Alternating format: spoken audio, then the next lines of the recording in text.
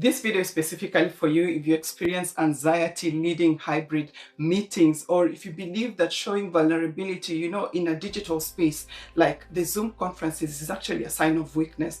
Just raise your hand if you agree with me that hybrid meetings can actually get awkward. You have people sitting in the room, there are side conversations that are going on, they're happening that the remote people cannot even hear. Some cameras are switched off, something that I'm personally guilty of. Or maybe there are delays in the audio and someone is shouting somewhere, you're on mute, and meanwhile you who should be steering the meeting are trying to sound calm, confident, clear, emotionally present, in control. That there is a hybrid presence paradox. And in this video, I'm going to be walking you through how to be vulnerable in hybrid meetings without losing your authority. And I'm going to use a very specific framework called the selective disclosure framework. This is a tool that is going to help you to know what to share, what not to share, and how to stay credible and human on and off screen. And the plan here is to bridge the gap between exercising your authority and also staying relatable with your teams, with your peers, with your people. Hi, welcome back to my channel. And if we are crossing paths for the very, very first time, my name is Nancy. My leadership journey began in the aviation industry some years back. And this is an experience that has literally guided my professional trajectory. And now I serve women professionals working in high pressure environments. I help them to settle into leadership roles with the least possible friction. And I've actually also authored books that are grounded in this journey. So find me on this platform and I'll be preaching leadership, professional growth, career advancement as you endeavor to protect your mental and emotional well-being. So if you're in or you aspire to take up a leadership role, I strongly believe that my kind of content will resonate with you. Kindly consider subscribing, press the notifications button on your screen and you'll be receiving timely updates whenever I release a new video. And thank you so much for being part of this community. Vulnerability should never translate into a lack of professional competence. Did you know that, when you hide behind a mask of perfection, you're actually creating friction and disconnect with your teams, with your peers, with your people. You're here trying to appear very polished, very professional, but to your audience, you actually come across as cold, almost robotic. People trust people that they can connect with, where they can feel seen and heard. Or you probably fall on the other side of the spectrum where you feel this strong need, to just open up and share your all in the name of being human. But then you end up diluting your credibility and authority because other people feel like you cannot just cope. There's that precise science between owning your authority and being a relatable human being on screen. And for the women, for the women leaders in the building, in the room, you know just how tricky this can be. It's like you're watched more closely. You're expected to be warm but not too soft. You have to be confident but not intimidating. You have to be honest but not too emotional, strong but still approachable. And I personally know what this is like. So if you're ready to anchor your presence for genuine connection, we are going to dive straight in with the illusion of presence in the hybrid era. Just think about the last time that you ran a meeting where half of the team was in the conference room, and the other half was sitting somewhere at home on mute. And when you're the leader in such a scenario, you're not just running a meeting, you're actually performing. And if you sense any physical disconnect, you're going to try to overcompensate. You want to lead with pure authority, what I call the commander trap. And you find yourself just backing out agendas. You're sticking strictly to the slides. You're not smiling, and you believe that you're looking powerful, but to your team members, they just feel like he's a tyrant on the loose. Or you simply find yourself on the oversharer side where you try to break the ice like, honestly, you guys, I barely slept last night. This project is burning me down. I don't even know if we're going to hit the third quarter goals. And you think you're being vulnerable, but to your team members, they're thinking this is the time to update our resumes, because this ship is sinking. True leadership presence in a hybrid world is not about choosing between being a boss or being a friend. It's actually about inhabiting both at the exact same time. And this is where now the selective disclosure framework comes in.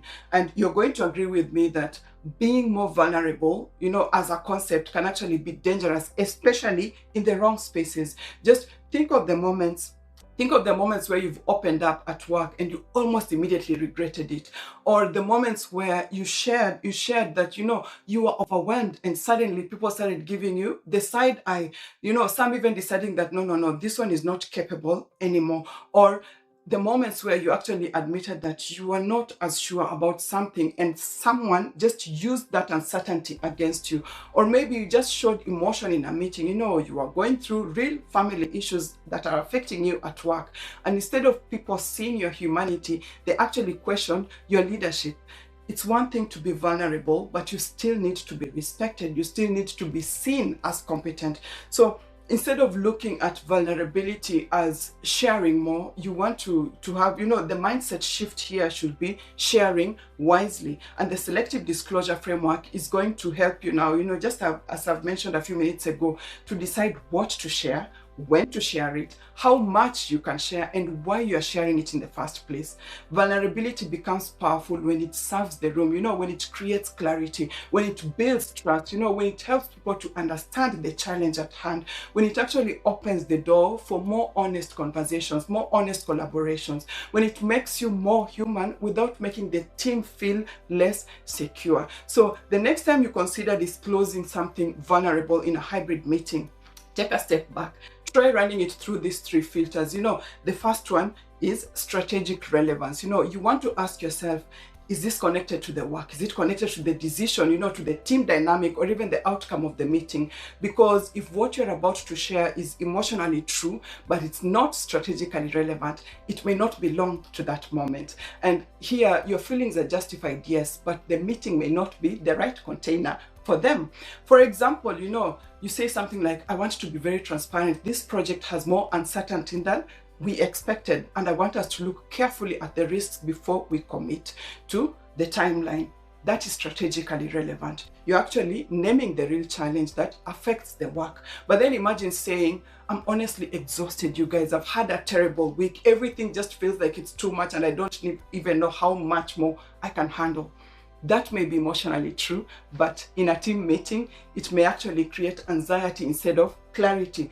People are left wondering, are we still okay under her leadership? Is she still okay to lead us? Just remind yourself always that honesty in leadership needs structure. So when you're the leader, your words do not land the same way as anybody else's. Your uncertainty has more weight, your stress has more impact. Your tone can literally change the atmosphere, the emotional temperature of the entire room. So the question is not only, is this true? The question should actually be, is this useful here? The second filter, emotional containment. Vulnerability without containment can actually feel like emotional spilling. And emotional spilling can actually make the team feel like they now have to manage your feelings. Emotional containment just means that you can acknowledge what is really going on without losing your center. A good example, I honestly found out the last phase of the project challenging because there were several moving parts that we did not fully anticipate. And I've taken time to review where the pressure points were. And today I want us to focus on the two areas that actually need a decision. That is contained.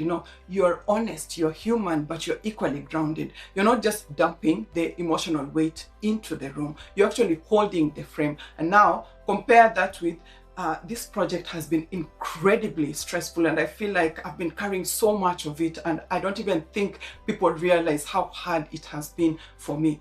Again, that may be valid, but depending on the context, your team may not know what to do with that kind of information. They may actually feel blamed, like a bit uncomfortable, and even think that it's their responsibility to reassure you. So containing your emotions means that your team can actually be honest with you. They can support the work, they can support the process, they can contribute ideas, but they should not feel like they have to emotionally rescue you in the middle of a meeting. The third filter, leadership direction. After you have shared something vulnerable, you need to give the room direction. And this is where you ask yourself, what do I want the team to do with this information? Many people miss this space. They share the challenge, but then they don't guide the next step. So the vulnerability just sits there with you. And when this happens, people are bound, to get into that awkward space where they feel silent and easy. So you need to be very clear, do you want them to give you input, to understand, to understand a constraint? Do you want them to solve a problem? Do you want them to adjust expectations? Do you want them to be more honest about what they are seeing? A good example, guys, I don't think I created enough space for the remote participants in the last meeting, and I want to correct that today. So after each topic, I'm going to come to the people online first before moving on. Here, you've admitted a gap, but you immediately gave direction, or I'm noticing that I may have moved too quickly through the decision points last week. So today I want to slow us down a little bit, and I want to make sure that we are all aligned before we commit. Again, this reassures the team. You're not just confessing, you're actually correcting, and that is what keeps your authority intact. And then once rated through these 3 filters, now it becomes important for you to establish your credibility floor. Credibility floor is the baseline level of competence that your team needs to believe you have, so that they feel safe following you. That point where your honesty actually helps them to critically gauge your ability to lead them. And everyone in leadership has a credibility flaw. So as an unspoken rule of thumb, you never want your vulnerability to fall below the credibility flaw. It doesn't mean that you have to be perfect or you have to hide every difficult emotion. It's equally not a case of never saying, I don't know. In fact, saying I don't know yet can be one of the most credible things that you as a leader can say, if you say it with steadiness. The difference here is actually in the framing. Here are 2 people, one person says, I don't know what we are going to do next. I really don't know. And then the second person says, I don't have the final answer yet, but here is how I suggest we approach it. The first person has created fear. The second person has created trust. Another example, here is one person who says, guys, I'm overwhelmed, and then the second person says, there are more priorities than we can realistically handle at the moment, at the same time. So I want us to make a clear decision about what comes first. The first person has centered your emotional state. The second person has named the reality and actually moved the team towards clarity. That is the credibility flow. You can actually be honest about uncertainty, pressure, mistakes, tension, or even emotional reality, but you want to communicate 4 things underneath your words. I see what is happening. I'm not pretending. I'm still steady, and I am taking responsibility for the next step. That combination protects your authority anytime, every time. People don't lose trust in you because you're honest. They actually lose trust when your honesty makes them feel like no one is holding the wheel, no one is guiding the ship. So whenever you're about to share something vulnerable, just try following this structure. Name the truth, anchor your steadiness, point to the next step. A good example, the truth is, the deadline is tighter than I would like, and I'm not ignoring that. I've looked at the options, and I think the best next step for all of us is to identify what can be simplified without damaging the quality of our work. Here, you're showing vulnerability, but with authority. Another example, I'm noticing that there is some hesitation in the room, and I want to put that on the table rather than just push past it. And my role here is actually to make sure that we can speak honestly and still live with a decision. That is vulnerability, but with authority. You're not hiding anything. You're not collapsing. And now we're going to get a bit more practical, because not every vulnerable disclosure has the same effect. Some disclosures build bridges, others weaken or even dilute your confidence. So we are going to separate vulnerable moments into 2 categories, relatable hurdles and structural weaknesses. A relatable hurdle is a challenge that is very specific, very contained, and connected to the work at hand. And it gets people thinking, I understand that. I've experienced that too. She's being honest. She's still capable of leading. She is inviting us into the reality of the work. An example, I'm working through how to balance speed and quality on this project. That is relatable. Every team member understands that tension. Or, I'm still weighing 2 possible directions, and I'd like us to examine the risks of each before we decide. That is relatable because it invites collaboration. A structural weakness sounds different, more like you have no idea which direction to take. And most of the time, it will get people thinking, is she the right person to be leading this? Can she cope? Are we actually in the right place under her umbrella? Do we need to manage her now? People notice this when you keep using phrases like, I can't keep up with everything, or I'm not sure I'm the right person to be handling this, or I'm actually a bit frustrated with how this team is functioning. Yes, there may be moments when those feelings are real. It still doesn't mean that they belong in that room and in that form in a hybrid meeting. So some things need to be processed in safe spaces, like with a mentor, with your coach, with your peer, with a trusted friend, a manager, in a private conversation. You don't need to drop them in the middle of a meeting where people are actually looking at you for steadiness. They're looking to you for steadiness. And this is where discernment really, really matters. Your strength in leadership will be measured through knowing the right level of truth for the right room, not by sharing everything. So before you share, just ask, is this a bridge or a burden? A bridge is going to help the team to come closer to the work, to the truth, even closer to each other.